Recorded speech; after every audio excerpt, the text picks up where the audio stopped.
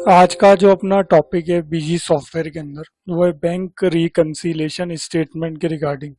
आज अपन सीखेंगे कि बीजी सॉफ्टवेयर के अंदर बैंक रिकंसाइल कैसे होता है। देखिए, बैंक रिकंसिलेशन क्या होता है, जैसे अपन किसी पार्टी को कोई गुड सेल करते हैं तो वो अपने को बाय बैंक से पैसा देता है, जैसे चेक से, नेफ्ट वगैरह। ये अपन किसी पार्टी से कोई गुड परचेज करते हैं तो अपन पेमेंट करते हैं बाय चेक से। तो बैंक का स्टेटमेंट और अपना जो बुक्स का स्टेटमेंट, उसी को अगर अपने को करेक्ट मिलाना पड़ता है, उसी को बोलते हैं बैंक रिकंसिलिएशन स्टेटमेंट। तो इसको आज अपन पूरा प्रैक्टिकली सीखेंगे। तो सबसे पहले अपने को क्या इस ऑप्शन को ऑन करना है। ऑन करने के लिए अपने को administration, configure, feature and options, accounts में जाएंगे।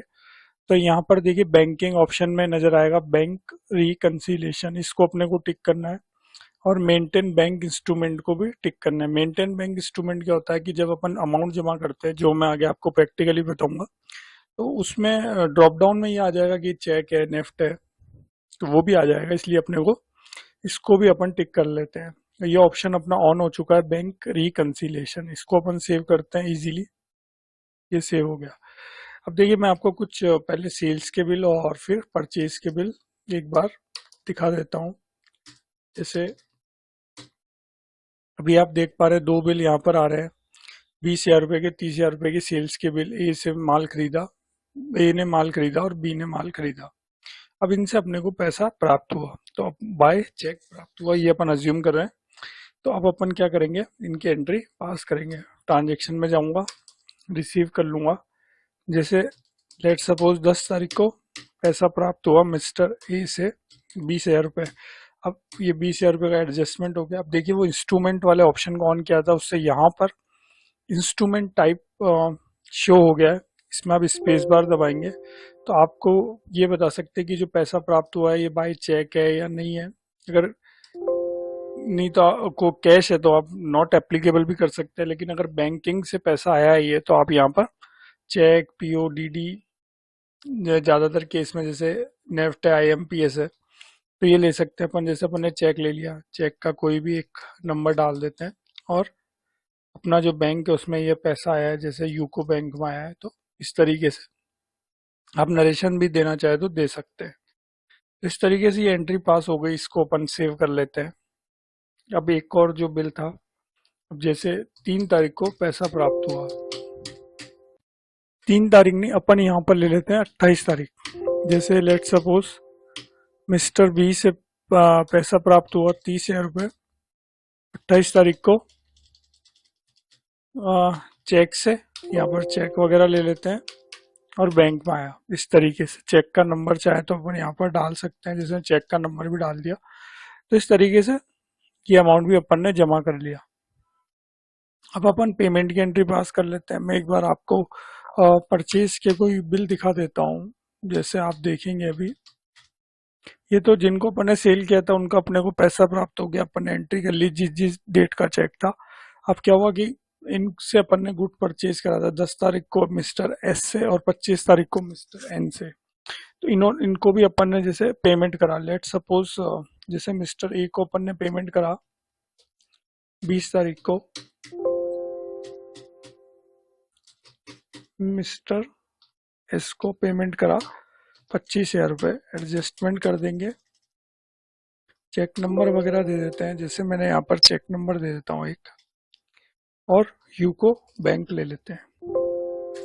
इसके बाद एक और अपनी पार्टी थी मिस्टर एन। तो मिस्टर एन को जैसे अपन ने 25 तारीख का बिल था, तो अपन ने क्या करा, 29 तारीख का इनको चेक दे दिया मिस्टर एन को। अमाउंट यहाँ पर मैं डाल देता हूँ 22,000 रुपये जो ये मांगते थे। चेक नंबर वगैरह डाल देते हैं। ये चेक नंबर डाल दिए। इस तरीके से अपन ने 4 एंट्री पास करी। 2 सेल्स के अमाउंट के पैसे जमा करे और 2 परचेज के वालों को अपन ने पेमेंट करा। जो जो चेक डेट थी वो अपन ने डाल दी। अब यहाँ पर अपन आएंगे तो देखिए अपने को एक ऑप्शन नजर आएगा बैंक रिकंसिलिएशन का। ये बैंक रिकंसिलिएशन, इसमें जाएंगे तो अभी अनक्लियर एंट्रीज है, तो अभी एंट्री को अपन ने कोई भी क्लियर नहीं करा है। तो जैसे 1/4 का 30/4 तक का अपन स्टेटमेंट देखते हैं। तो देखिए अनक्लियर है। अनक्लियर का मतलब ये है कि अपनी तरफ से चेक की एंट्री अपन ने पास कर ली, लेकिन जैसे अपने बैंक स्टेटमेंट मैनुअली मंगाया या डिजिटली मंगाया, उससे अपन ने चेक नहीं किया कि ये चेक क्लियर हुआ है, न्यू वायर हुआ है, तो कौन सी डेट को हुआ है। तो ये चारों अनक्लियर है। अभी बैंक से अपन ने इनकी मैचिंग नहीं करी, ओनली अपन ने पोस्टिंग करी है अपने लेजर्स में। एक बार मैं एस्केप करता हूँ। तो अब अपन रिकंसिलिएशन स्टेटमेंट एक बार ओपन करते हैं, देखिएगा आप। तो बैंक एस पर लेजर 2,03,000 रुपये, चेक डिपॉजिट फ्रॉम 1/4 से 30/4 बट नॉट क्लियर 50,000 रुपये, चेक इशू फ्रॉम 1/4 से बट नॉट क्लियर। ये इसलिए आ रहे नॉट क्लियर क्योंकि अभी अपन ने बैंक से मैचिंग नहीं करी, ओनली अपन ने एंट्रीज करी है। जैसे अपन मैचिंग करा लेंगे तो ये भी यहाँ पर इनकी जो फिर यहाँ पर फर्क आ जाएगा, फिर नॉट क्लियर वाला अमाउंट भी क्लियर हो जाएगा। तो अभी जैसे मैं यहाँ पर इसको एंटर करता हूँ तो देखिए ये 2 पैसे अपने को प्राप्त हुए, लेकिन ये कब हुए, क्लियरिंग डेट क्या है, वो अपन ने यहाँ पर क्लियरिंग डेट वाले में नहीं डाली है। तो यानी बैंक से मैचिंग अभी नहीं करी है, इसलिए यहाँ पर ये मैसेज आ रहा है कि cheque deposit but not clear. जैसे अपन मैचिंग कर लेंगे तो फिर यहाँ पर स्थिति अलग हो जाएगी। जैसे चेक इशू फ्रॉम 1/4 से 30/4 बट नॉट क्लियर, इसको भी ओपन करके देखते हैं। तो देखिए ये अपन ने इनको पेमेंट करा 25,000 का, 22,000 का, 20 तारीख को, 29 तारीख को, लेकिन अभी अपन ने अपने बैंक से मैचिंग नहीं कराई है। अब लेट सपोज अपने पास बैंक स्टेटमेंट आ गया, अब अपन इससे मैचिंग करा लेते हैं। तो अपन क्या करेंगे, अनक्लियर एंट्रीज पर जाएंगे और जितनी भी अनक्लियर एंट्री होगी इनको ओपन कर लेंगे। तो अब जैसे अपन ने बैंक स्टेटमेंट में देखा कि जो 10 तारीख का चेक अपने को मिला मिस्टर ए से, ये 12 तारीख को क्लियर हो गया, तो क्लियरिंग डेट में अपन डाल देंगे F4 अपन ने दबाया, इसकी क्लियरिंग डेट जैसे मैंने डाल दी कि 12/4 को क्लियर हो गया, क्लियर फुल वाउचर। ये 20 तारीख को अपन ने जैसे मिस्टर एस को, ये सब अपन बैंक से मैचिंग करा रहे हैं। जैसे लेट सपोज अब 20 तारीख को इनको अपन ने चेक दिया था, मिस्टर एस को परचेज पार्टी को क्लियर हो गया। लेट सपोज अपन इसको क्लियर कर देते हैं, 20 तारीख का था, 22 तारीख को क्लियर हो गया, इस तरीके से। अब ये देखिए यहाँ पर ध्यान देने वाली बात है कि पैसा प्राप्त हुआ अपने को मिस्टर बी से, चेक की डेट थी 28 तारीख, लेकिन क्या हुआ ये अप्रैल का जो स्टेटमेंट अपन ने मंगाया उसमें शो नहीं हो रहा है। तो जाहिर सी बात है ये मई में क्लियर हुआ होगा, तो फिर अपन मई का स्टेटमेंट मंगाएंगे, उसमें अपन देखेंगे। और जैसे उसमें अपने को पता लगता है कि ये जो 28 तारीख का चेक मिस्टर बी ने अपने को दिया, ये 2 मई को क्लियर हुआ, तो अपन क्या करेंगे, F4 से यहाँ पर 2 मई कर देंगे। उसी तरीके से अपन ने पैसा दिया, 29 तारीख का चेक दिया इसको मिस्टर एन को, लेकिन क्या हुआ अप्रैल में ये क्लियरिंग नहीं हुआ, तो हो सकता है मई में हुआ हुआ, तो अपन मई का स्टेटमेंट मंगाएंगे, फिर उसमें चेक करेंगे, फिर उसकी डेट डाल देंगे। तो जैसे मैं ये अज्यूम करता हूँ कि 3 तारीख को क्लियर हो गया। तो इस तरीके से अपन ने अपने बैंक स्टेटमेंट से चारों एंट्री को क्लियर कर दिया कि कब कब क्लियर हुआ है।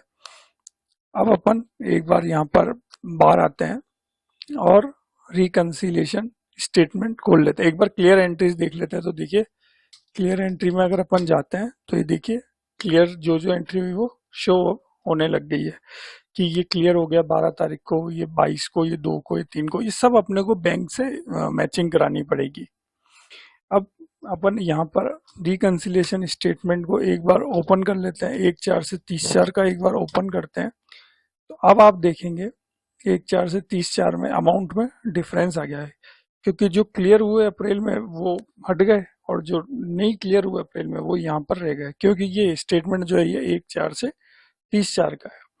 तो bank balance as per ledger आ रहा है 2,03,000 रुपये, और चेक डिपॉजिट और ये आ रहा है, यानी एक एक अमाउंट रह गया, क्योंकि 2 अमाउंट आपको ध्यान होगा मई में क्लियर हुए हैं।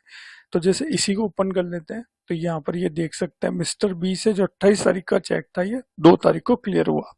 और अभी जो अपन स्टेटमेंट देख रहे हैं ये देख रहे हैं 1/4 से 30/4 का, इसलिए यहाँ पर ये नॉट क्लियर बता रहा है। जैसे अभी अपन डेट चेंज करेंगे तो यहाँ पर ये 0 हो जाएगा। उसी तरीके से देखिए चेक इशू है बट नॉट क्लियर 22,000 रुपये, इसमें भी वही बात है कि अपन ने 29 तारीख का चेक दिया, लेकिन ये क्लियर कब हुआ, 3 मई को, और अभी अपन स्टेटमेंट देख रहे हैं 30 अप्रैल तक का। अब लेट सपोज मैं यहाँ पर F2 से इसकी डेट जो है एक बार की 31 मई कर देता हूँ, तो अब आप देखेंगे 0 हो चुका है। तो एक्चुअल बैंक बैलेंस भी अपना मैच हो गया और bank balance as per ledger भी अपना मैच हो गया। तो इस तरीके से अपन ने अपने बैंक को रिकंसील कर लिया। Bank balance as per ledger 2,03,000, actual bank balance as 31 मई 2,03,000 रुपये। तो इस तरीके से आप बैंक को रिकंसाइल कर सकते हैं। तो ये था मेरा बैंक रिकंसिलेशन स्टेटमेंट का वीडियो। मिलेंगे अपन एक और बिजी सॉफ्टवेयर के नए वीडियो के साथ। अभी के लिए थैंक यू।